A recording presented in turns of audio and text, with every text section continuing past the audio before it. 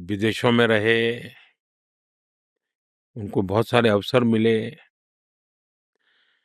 लेकिन भीतर का जो भाव था, जो परिवार से संस्कार मिले थे, वो सब छोड़-छाड़ करके भारत के लोगों की सेवा के लिए आ गए।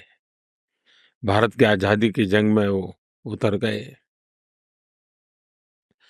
और महात्मा गांधी का कम अधिक प्रभाव आज भी भारतीय जीवन पर किसी न किसी रूप में दिखता है। और महात्मा गांधी जी ने जो बातें कही उसको जीने का प्रयास किया। अब जैसे स्वच्छता, वो स्वच्छता के बड़े आग्रही थे, लेकिन वो खुद भी स्वच्छता करते थे और कहीं पर भी जाए तो स्वच्छता की चर्चा भी करते थे। दूसरा, भारत ने आजादी का आंदोलन देखिए। भारत चाहे मुगल रहे होंगे या अंग्रेज रहे होंगे या कोई और रहे होंगे, हिंदुस्तान में सैकड़ों वर्षों की गुलामी के बावजूद भी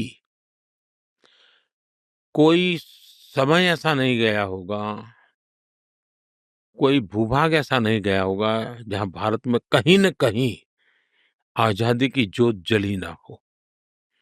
लक्षावधि लोगों ने अपने आप को बलिदान दिया, लाखों लोगों ने बलिदान दिया, आजादी के लिए मर मिटे, जवानी जलों में खपा दी। महात्मा गांधी ने भी आजादी के लिए काम किया, लेकिन फर्क क्या था?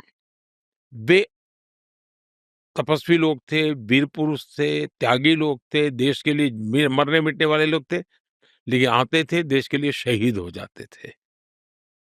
परंपरा तो बहुत बनी रही, उसने एक वातावरण भी बनाया, लेकिन गांधी जी ने जन आंदोलन खड़ा किया और सामान्य मानवी झाड़ू भी लगाता है तो कहते तुम आजादी के लिए कर रहे हो, किसी को पढ़ा रहे हो तो बोले तुम आजादी को कर रहे हो, तुम चरखा कात रहे हो और खादी बना रहे हो, तुम आजादी के लिए काम कर रहे हो, तुम लेप्रेसी के पेशेंट की सेवा कर रहे हो, तुम आजादी के लिए कर रहे हो।